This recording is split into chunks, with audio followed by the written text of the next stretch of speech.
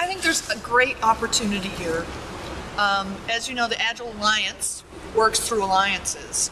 So I think there's great opportunity for people who have perhaps not been exposed to Agile methods and Agile values, but are working to deliver software projects, will be exposed to a new way of thinking about them and a new way of organizing work that can be a very powerful way to bring value and deliver software products.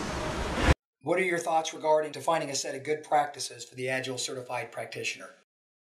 I think it's a good idea to have an array of practices and know why they're useful and know when they're useful. So you need to have know how and you need to have know when, and look at your context and the situation you're in and choose the practice based on your context. So I'm thrilled that we're talking good practices, not best practices. And the more we can help people have the knowledge to know when to apply that know when as well as the know how, I think the better off we'll be. What trends are you noticing in the Agile community? Well, that's an interesting question, because one thing that came up, there's a couple things that have come up a lot over this conference. One is that people are really beginning to talk about how critical and crucial teams are, and to really look at what it takes to build a team and sustain a team. And so that's the first time I have heard people talk in depth and with rigor about what it really takes to build a goal-oriented social unit, right? Beyond just get 5 people together and give them a goal and put them under pressure and everything will happen by magic. Right? So that's a trend I see, that there's an acknowledgement about how critical that is. I hear people wrestling with the big question for enterprise Agile adoption is that how do we deal with accounting systems, right? Because the dominant model of accounting system is really not built for adaptive planning.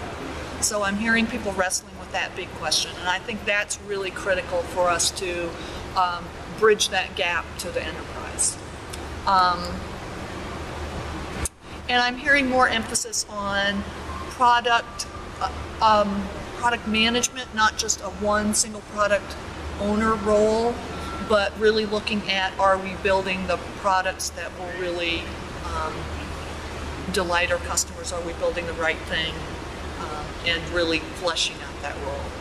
So I think those are 3 things I've heard as trends over this conference, and I'm encouraged by all 3 of them. As Agile software development crosses the chasm, what are the major challenges you see facing the community over the next couple of years? Dilution. I think that's the most critical point of failure. It's sort of that people will be intrigued by the surface level of it without understanding the values and the whys behind the practice, so that it will die the death of 1,000 compromises, right? Well, we won't do that because that doesn't fit here, and rather than adapting so the value fits and the why fits, that it will be undercut to support existing mindsets and existing practices.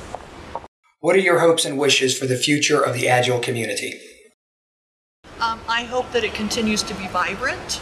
I hope that we continue to be inclusive and to explore these edge areas around, as I mentioned before, in the trends around how we interface with the accounting systems to continue the adaptivity.